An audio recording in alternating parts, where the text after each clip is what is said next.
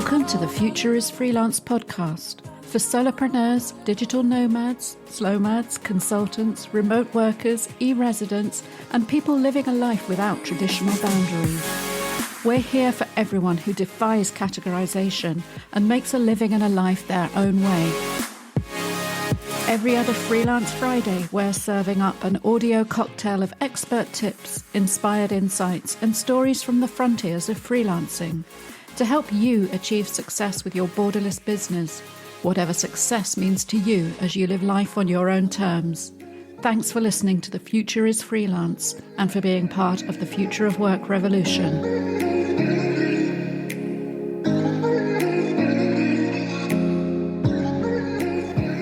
An unusual and also slightly longer episode to share with you today, so I shall keep my introduction short. I am very privileged to tell this story about a remarkable young woman and the remarkable work that she and others are doing now to support a brand new generation of freelance entrepreneurs who have overcome the most incredible odds to achieve what they're doing in the world today. I won't say any more than that. You can just listen to the episode, and at the end of it, you'll hear about some ways you can help if you're minded to do so, and I'll put the links in the show notes. So thanks very much for tuning in and enjoy this powerful story coming from Albania. So Lumjana, fantastic. Thank you for joining us. It's really great to have you with us here at The Future is Freelance. Thank you so much for having me. Well, I'm really looking forward to learning all about the work that you're doing with your new project in Albania. But first of all, it would be wonderful if you'd share a little bit about your background story and how you wound up so passionate about the work that you do. Of course. So I'm Lumjana, obviously. I'm what I call myself is an immigration child because I spent much of my childhood moving from 3 different countries, 6 different schools, 6 different homes. So it's been a dynamic kind of a movement. My mom and dad, when they immigrated the first time, they had me at 20 years old. So they were children themselves, just getting through like life. And they come from a background that's middle class, but with the typical Albanian story. So my dad, he lost his dad. And then a while after that, he lost his mom. So he was an orphan at a very, very young age. Oh. And himself and his 2 brothers, so his older brother and his younger brother kind of immigrated before he did. So already he was like on a path of like moving from home to home with his family and trying to figure it out. He didn't finish school and he went in the army. Whereas my mom comes from a family of 4 sisters. They were a typical Albanian family, but she also didn't finish school. She became a seamstress. And they kind of met because my dad was actually guarding the company she was working at, which was really cool. Okay. Yeah. So that's a typical Albania backstory for a couple of decades ago, right? Because this is context that a lot of listeners won't be aware of, or if they're aware a bit of the political history of Albania, they won't think about how that just affects everyday life and what people's lives were like just a generation ago. It's quite a different origin story. Yes, of course. And it was 97, 98, which was actually, there was a war happening in Albania. So it was quite hectic. So they had me and I would say they didn't really see a future of raising me in Albania. So they had me and they, like, I think after a month, left with my grandma and decided to go to Greece. So already tough start. They've left their like baby in Albania. They're trying to start a new life in Greece. And about a year later, I joined them. We had a great life in Greece. We adapted. I was going to school and everything. But a few years later, the economic crisis hit over there. So what happened is they started thinking again, like, should we go back to Albania? Still couldn't really see a future. So they were like, what can we do? We had some friends in Canada. My dad actually started applying for a Canadian work visa. And he got everything done and he actually left. We would go a few months later as we figured out all the citizenship stuff. But what actually happened is that the company that he got his work visa with was a scam.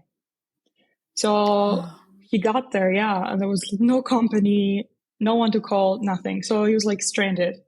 Thankfully, we had friends over there that helped him kind of get his footing. And did they think that we should go to Albania? No. He was like, well, we'll make it work. Albanians were doing this a lot, like just immigrating and trying to make things happen in different countries. So my mom, my sister, and I bought Greek passports. I was 11. My sister was 5. And we bought Greek passports. There was this lady that was like, we paid her, and we were going to kind of go into Canada and join Dad. Now, the problem is, my mom kind of looked like the lady in the passports. I didn't look at all like her daughter. And my sister, who was 5, actually had to pass.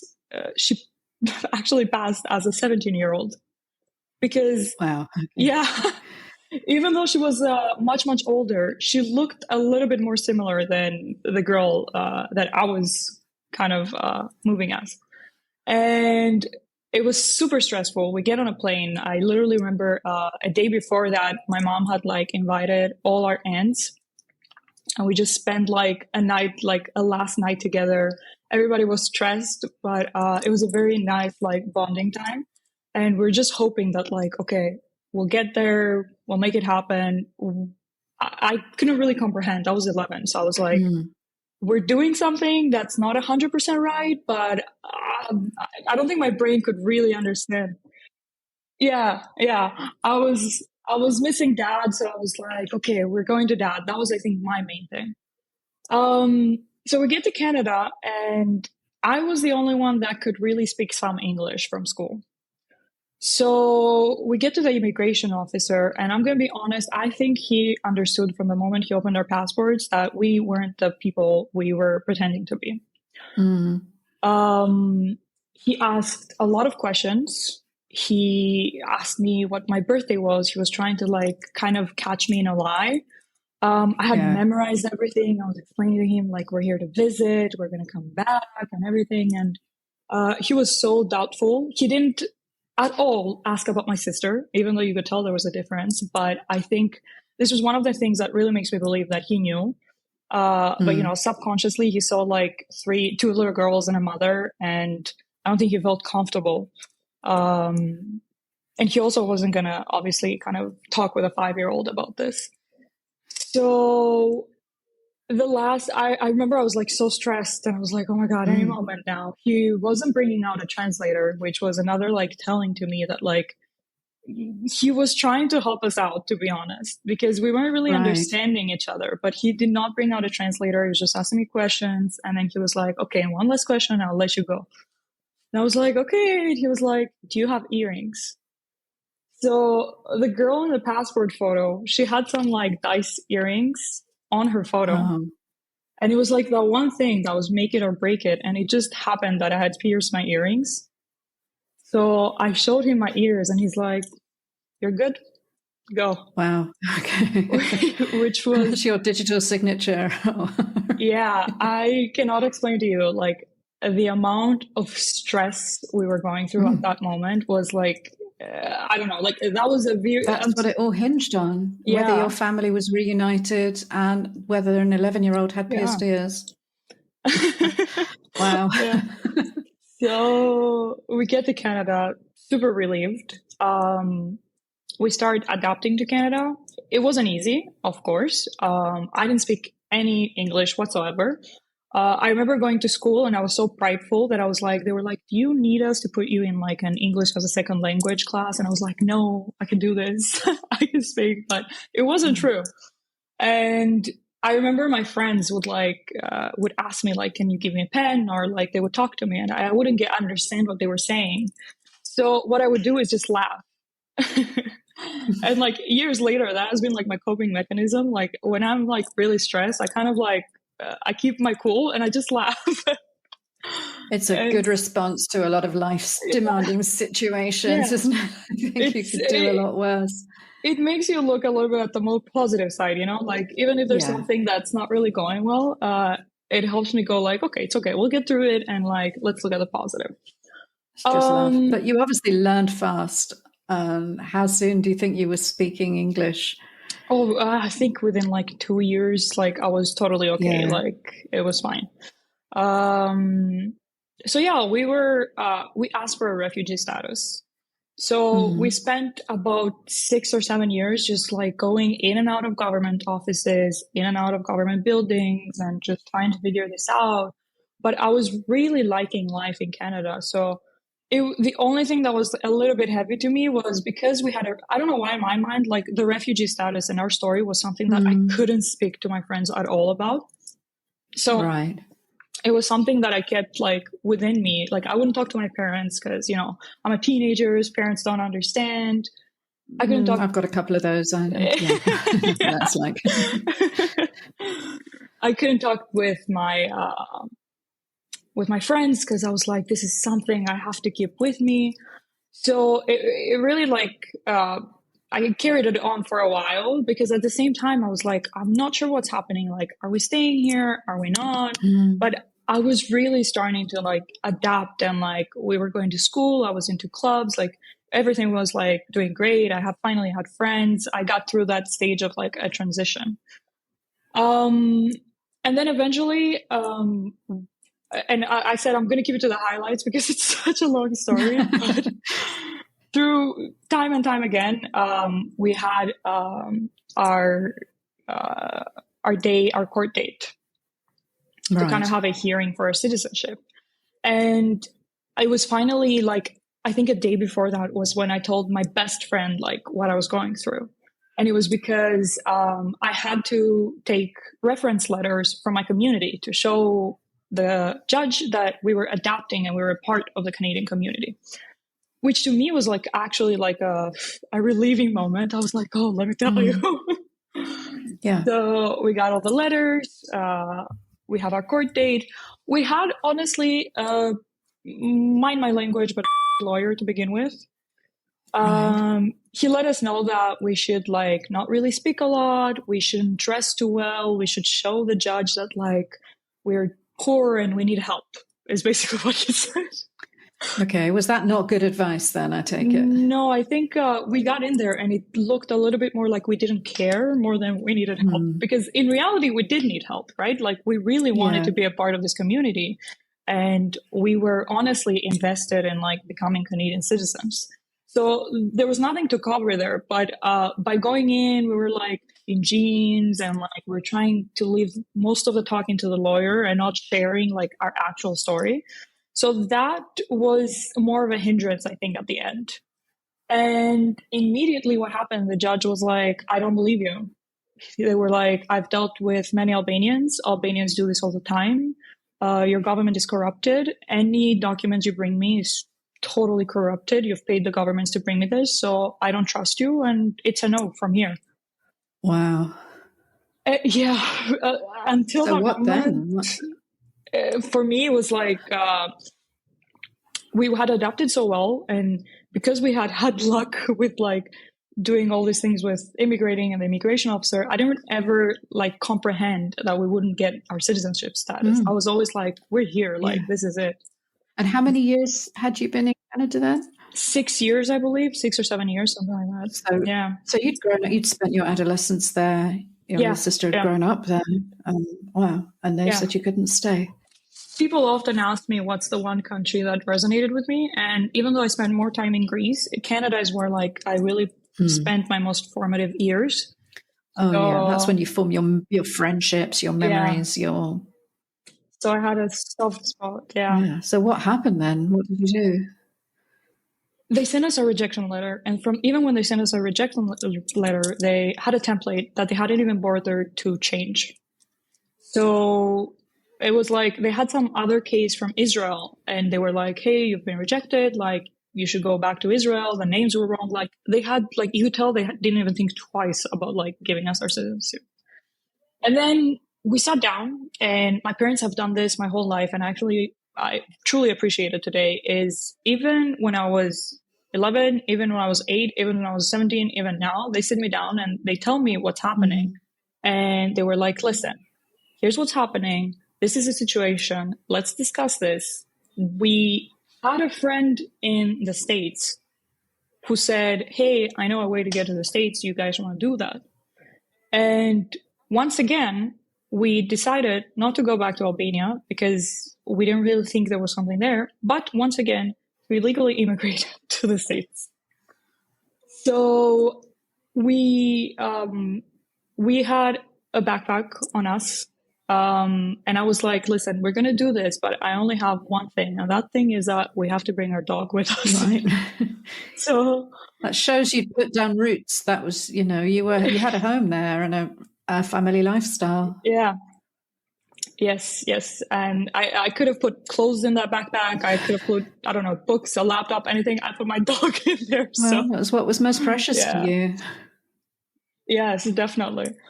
And so we crossed the border, and it was literally like people were kind of telling us like, there's this field and you're going to jump over a fence and bring a blanket with you. But it was literally just like run for 2 minutes and you're on the other side. And I remember once again, we had this road trip where we were going to go to Chicago immediately after we crossed the border. And there was like a heavy atmosphere, but I've always had this thing of like, I was in high school, so I was taking marketing courses. Like I continued with this thing where like, I tried to look at the positives. So I have a video to this day where I took out my phone. It was like, we had just crossed the border and I was out there vlogging and I was like, we're on our way to Chicago. How do you feel, Dea? And I turned Dea as my sister. And my sister at that point, I think she's like, I don't know, 11 maybe. She's like, oh yeah, like it's great. We're doing great. Like we're excited. And I turned to my mom, and it's like, she's like, you could tell from like her tone and her face that she's just stressed. And she's like, yeah, I'm excited. And I turned to my dad, and my dad is like, yeah, but like you can tell in their face like how sad they are. And my young personality was like, you guys are boring. I have this video to this day. That's a bit of a precious family photo album. But yeah, once again, new place, new house, start from the beginning. We transitioned to Chicago. It was a little bit easier because at this point I knew English, so it wasn't a huge like culture shock. But at the same time, like my parents struggled a lot to find a job. We had family there, but or family friends, but it was difficult, you know. And I had a very much different situation at school. So my school had gangs. There was a lot of kids talking about drugs. That wasn't something I had previously been like kind of introduced to in Canada. In Canada, I was like on the #1 high school of Toronto. So I had a quite like a difficult time. It's culture shock in that must aspect. Have been, yeah, it's a difficult age to change school, even within the same culture or country. But and at that point, I'd also kind of had this thing where it was very difficult for me to make friends because we weren't really stable in a place. Like I knew that nothing, like I might move, and because it was so heartbreaking to me when I left my friends and I left my home so many times that I had a very hard time really building relationships with friends because I was like, I don't want to get too close because at any moment we might once again just take our stuff and go, which is actually what happened because we had some friends back in Canada who were like, hey, we found this lawyer, like just find a way to get here and he'll get your citizenship. Like things are looking up, blah, blah, blah. We sit down, we talk again. We're like, let's do this. Not even considering going back to Albania once again.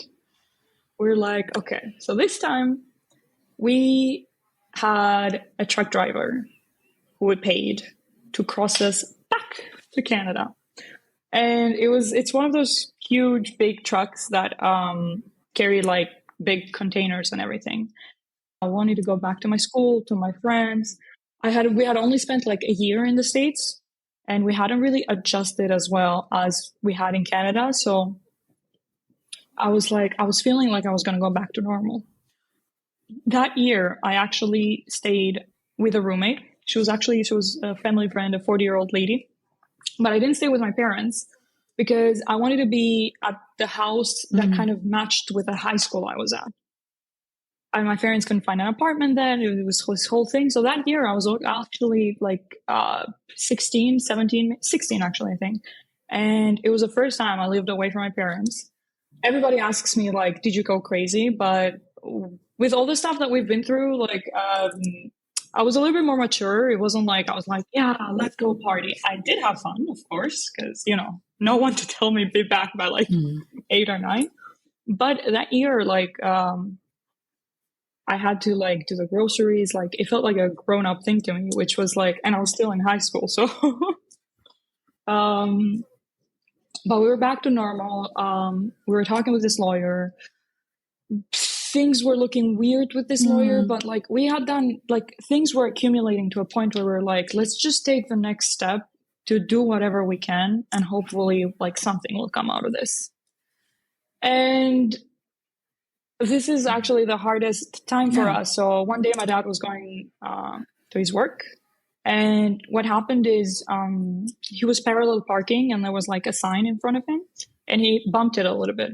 But in Canada, it's like people are very like strict into the rules, right? So there was this lady that was looking from like her home and she calls the police and she's like, hey, this guy's like bumped the sign a little bit. Like they're going to work, they're contractors, but you know, come check them out. So the police come and not only did we not have any documentation whatsoever, but we had a deportation to our name. So they arrested my dad. And yeah, and I might get a little bit emotional because these are like tough times, but yeah, so he was arrested and he went to immigration jail, which honestly isn't as bad as actual jail, but it's still difficult. And he shared his story with the police officers there. So they actually made a deal with him. They were like, listen, we can deport you now, or you can spend 6-8 months here until your children finish their schooling so they don't have to be interrupted and go back to Albania. Just choose. Wow. So that was his choice to stay incarcerated. Yeah, for like, I don't know, 6-8 months. It was to keep you in school. For them, and I owe everything to them, it was just sacrifice after sacrifice just to give us a better future. It was never anything selfish. Because even if we go back to Greece, like, okay, Albania wasn't that great, but for Greece, for them, it was an okay, like, time, like, they had their jobs, but everything was done with, like, the mind of, like, okay, what can we do to get this 2 kids, like, to have a great life?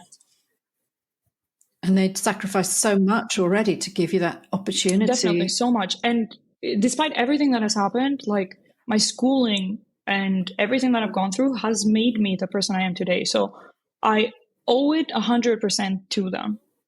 So yeah, he spent like 8 months there. And at that time, it was like everything like got like crumbled together. We were homeless because he went to jail and it was like, there was no one to pay the bills. My mom stayed at a friend's house, but they had an apartment with 1 bedroom. I had to stay at my best friend's house. We used to visit my dad, and it was like heartbreaking to have to visit him through those like windows with like the phone. It was like at that point I started like developing anxiety. I would cry a lot. Like my sister was also like having a very difficult time, and it was great because we got to finish our school year, but it was very torturous because, you know, like, you know, your dad is like not really doing the best. And like, you just, it was a difficult time, definitely a difficult time. So then we had nowhere to go. We finished schools and it was finally time to go back to Albania. It was continued to be a very tough time. It was the toughest for my parents because they returned to not much, like not even a house. They had their family, of course, but you know, my aunts immigrated to Greece. My like uncles or have immigrated to the States. Like we didn't have like close family, you know. So, but we had wonderful, wonderful people, cousins who helped us out. But it's tough to go through all of that, especially for them, and have to go back to like ground zero. Of course. And for you and your sister too, it must have been such a long time since any of that was home or normal. No, we had a very difficult time because for me, it wasn't necessarily returning back home because I had left when I was 1 year old. Yeah. So you had no memories. Yeah, I didn't really have much. So for me, it was just like another culture shock, another new country. I hadn't actually learned the Albanian language because we didn't really speak much Albanian because, you know, we spoke Greek, we spoke English, like we were always like learning some other language. Yeah. So it was almost, at first, it was like being a stranger in my honestly home country. It was the hardest years. We had a tough time at school. The schooling system was like totally different. We had a tough time like finding our footing, and like I had to go through university, and it was just, it was one foot in front of the other. My sister was having a very difficult time at school, very big of a culture shock, the way kids were in Canada, the way they were here, the way school was done here. After a few years, we adapted once again. And I actually started kind of, okay, like I'm out of university. I was able to go to a university that actually guaranteed me an internship at Vodafone, which was a global company. Yeah. So I'm like getting my footing around, and we're transitioning. So now I'm like, okay, I'm traveling my country. I'm getting curious. Like I'm making friends. I'm past that point of like adapting. And the more I did that, the more I realized that like, hold on a second, this is pretty great. Like you got the mountains, you got the beaches, you have very friendly people. So, and then, you know, I started working at Vodafone and started interacting with people. And then I found Tumo. Tumo is a tech education center in Albania. And that's where I really feel like I found something that I could work with purpose in.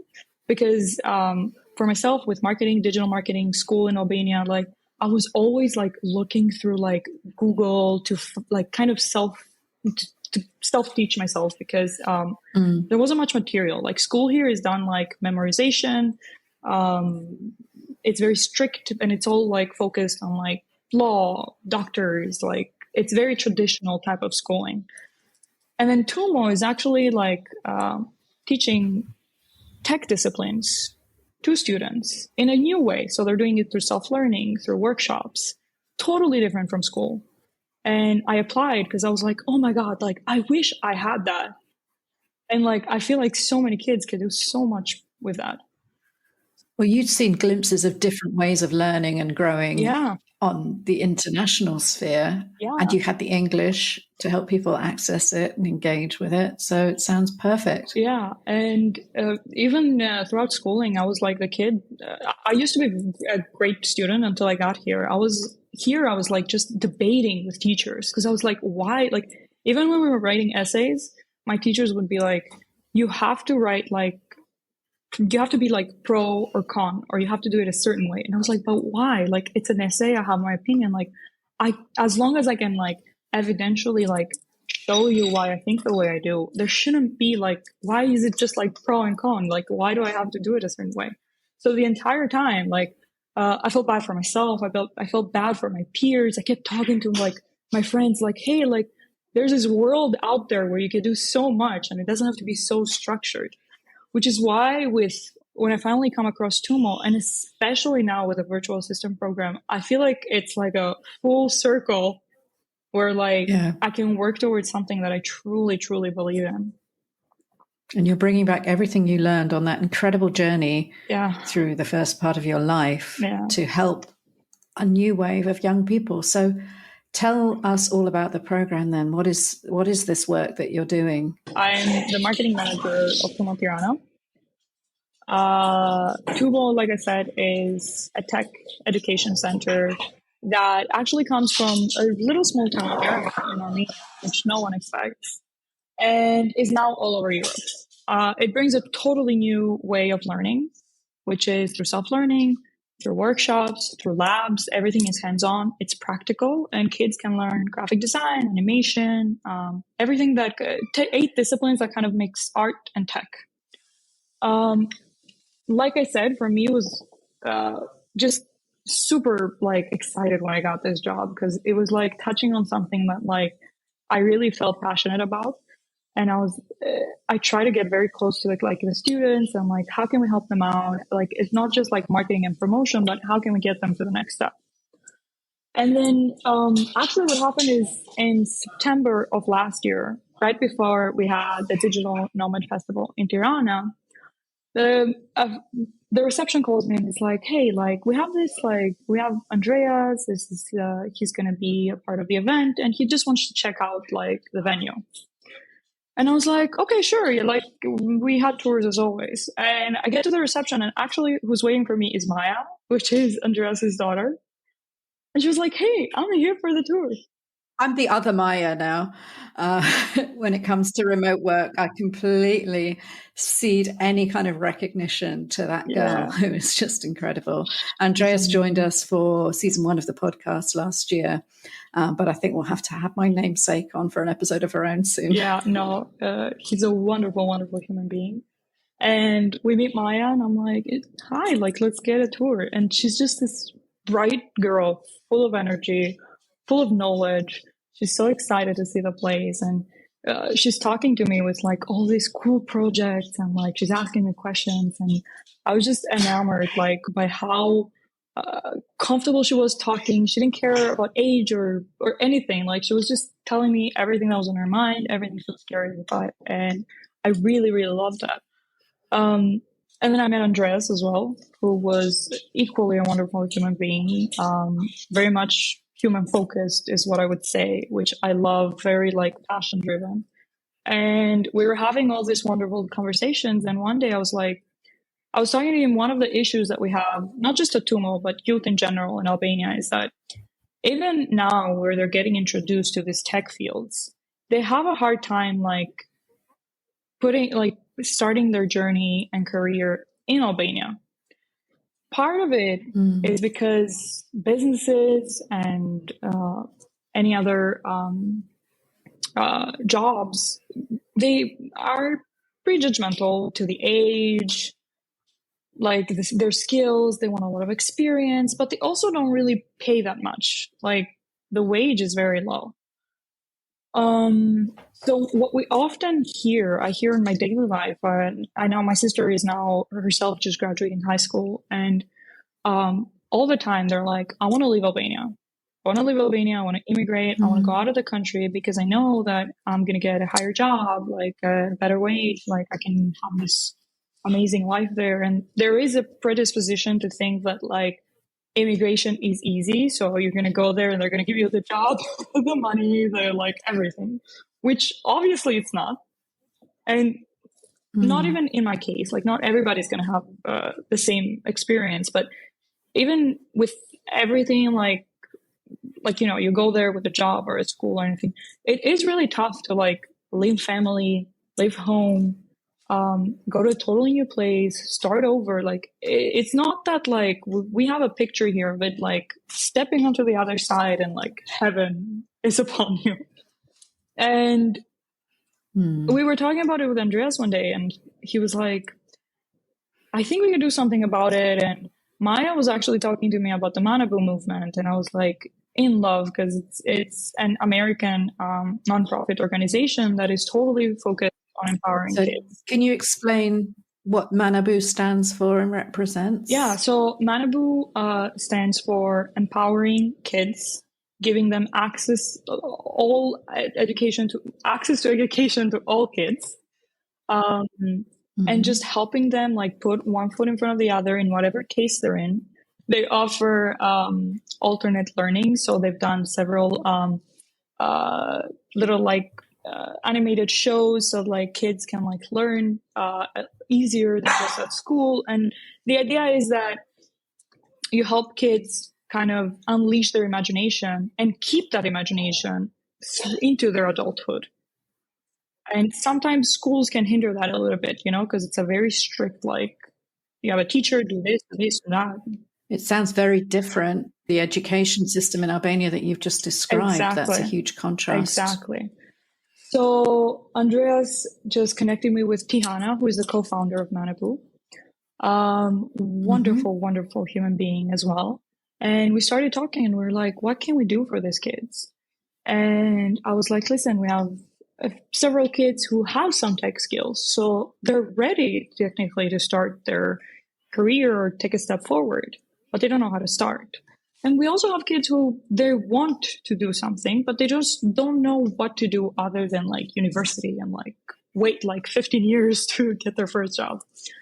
And we also connected with the wonderful, wonderful Hannah Dixon, who is a digital nomad, and she has done the Digital Nomad Academy, which aims to help people kickstart their virtual assistants freelancing journey. So we put like all these wonderful elements into a formula, and we're like, okay, let's just try this. Let's take some kids, have them mentored and guided through this virtual assistance training. Some of them have skills, they're already ready. They just need to learn like interview process and how to build the portfolio and the basics. And some of them don't, but they can also learn like the basics like email administration and like, you know, more administrative virtual assistant stuff. And we'll guide them and we'll see how this goes. Yeah, we started with 10 kids. Tumo was very, very, I'm very thankful that Tumo gave us a venue. So they don't need any tools or, you know, not all of them have laptops. So they just come into Tumo once a week and they go through the course. I help them get through the course. So it's another thing to have a course and kind of like skim through it. Especially they're so excited that they're like, oh, let's like get at it. But I'm like, okay, we sit every week and we're like, what did we learn? What did we do? How can we improve? What can we take with us? And our aim is just to truly have these kids like rocket launched into their like careers, have them do remote jobs without leaving their country and without being vilified. Like there's all this stuff about like immigrants, Albanian immigrants in London and other places, and they're coming here illegally, and which is true still, but there is so much young talent that is doing that out of sacrifice. And there's so many grandmas, there's so many parents who are so scared for these kids. So let's have them kind of kickstart their careers remotely. So they can start freelancing, they can get all these job opportunities, and they can bring like, I don't know, even 400, 500 euros for these kids is like insane to bring back to their families. And have them stay in their country and help the country grow, but also fulfill what they need individually. And it's been amazing so far. They are so, so excited. Each and every one of them is like very unique. And they really like their eyes are like bright and they're like curious now because they're like, oh my God, like this has never happened before. Like was never given to us as an opportunity in Albania. So it's just amazing just going through like every week with them. Fantastic. So how many people have you trained now? Where's the project at? So we have started with 10 young trainees, which we want them to be globally empowered is what we say. And they're currently halfway through the course. They've built their portfolios. They're learning how to like manage clients, and we're just going through it step by step. We aim to kind of guide them towards the right mentors, the right like job opportunities so they can get started as they're done their course. And we're starting with 10, but we really, really want to expand this to like 20, 100 Balkans, and then all of the Albanians that are even out of the country. Like you have so many Albanians in Turkey and Kosovo. So it's something that is sustainable. Get the course, get mentored, start a job, like start your career, next in group, and just it's something that's simple, it's sustainable, but it's also very, very inspirational to them. Definitely. Giving people skills that build upon their native advantages. Yeah. These are digital natives, they're Gen Z, they've grown up with this technology. Yes. They might not have grown up with the kind of education that prepares them for the work that's needed in the world today. But to be fair, you could say that about a lot of Western Europe as well. Yeah. You know, I know my own kids are being prepared for jobs that don't exist now, never mind by the time that they're ready to graduate and take them up. So what you're doing is matching the need to the raw talent that's available and giving real opportunity to these young people. It's an absolutely fantastic project. How can other people support you and help build on the opportunities for these kids? What would you like people to do after listening to this if they're as inspired as I am? First of all, just get in touch. We're always down to have a wonderful conversation. Me, myself, Johanna, are always down for a conversation. And there's two things that are simple and can be done, but anybody interesting. One is mentorship. So just sharing the know-how, the do-how that experts have in different fields and can help these kids further cement their journeys and their knowledge. Second, it's just trying to get the circle going. So it might be helping out with tools. So once these students are done with their training, they're going to need laptops to kind of get started. They might need some software tools. So just helping out with tools, helping out with software, or just funding to get the next cycle of students through this. But yeah, we're open to any and all collaboration. Fantastic. Well, I will make sure that all the links to follow what you're doing, to follow the work of the project, to get in touch with you. If people have something to offer in terms of mentorship, equipment, fundraising ideas, I think, a lot of our listeners are freelancers who've all been on their own unique journey to build careers which don't fit with the traditional ones that we all went to school for. So they might be just that little next stage further on and have a story to share. They might find a match in somebody who wants to pursue the same kind of professional path. And it will be a pleasure to share this story, including your own personal story of how you left Albania, traveled the world and came back to make a difference to the lives of your countrymen and women, the next generation. So that's been really fantastic, Lumjana. Is there anything else you would like to share or a message to the Future is Freelance listeners? Nope. We're very excited to get this project going. We really want to get this youth out there. We want to, for me, especially with my background story, I want to help kids not immigrate out of their country and just find their way through it. So you can find us on socials. So Manabu Movement is on Instagram, is on Facebook. Well, I'll get all the links to you as well. So brilliant. Thank you so much for hearing my story. Thank you for listening to the Future is Freelance podcast. We appreciate your time and attention in a busy world and your busy life. If you enjoyed this episode, please share it with a fellow freelancer. Help us grow this movement of independent entrepreneurs. If you rate and review The Future is Freelance in whatever app you're listening to this right now, or over at futureisfreelance.xyz, then that will help spread the word and help us reach more people who need to hear this message and join the conversation. Together, we can change the world and make sure the future is freelance. This is Maya Middlemiss wishing you success and happiness in your enterprise until our next episode.